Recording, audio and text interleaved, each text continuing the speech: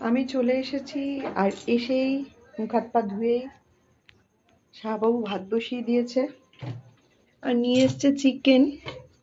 সব দেখো কেটে গুছিয়ে দিয়েছে।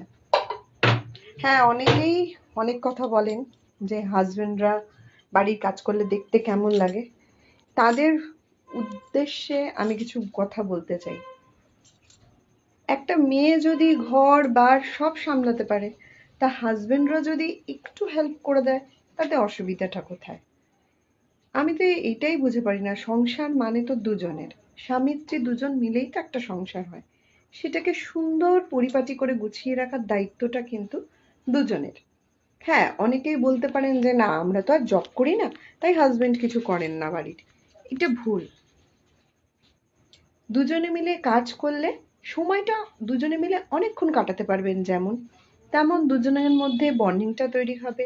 এই সুযোগে স্বামীকেও একটু কিছু রান্না বান্না শিখিয়ে দেবেন।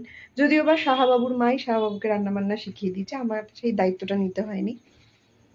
দেখবেন দুজনের মধ্যে একটা এত সুন্দর বন্ডিং তৈরি হবে, যাতে আপনার কি দরকার সেটা বলার আগেই আপনার হাজবেন্ড বুঝে যায়। যেমন ধরুন, আমি এসে চিকেন রান্না করব, পরিমাণটা যদিও বা আমি প্রথম প্রথম দেখিয়ে দিয়েছি। তো জাস্ট রাত্রিরের, কালকে যত শনিবার, দেখুন সব গুছিয়ে রেখেছে।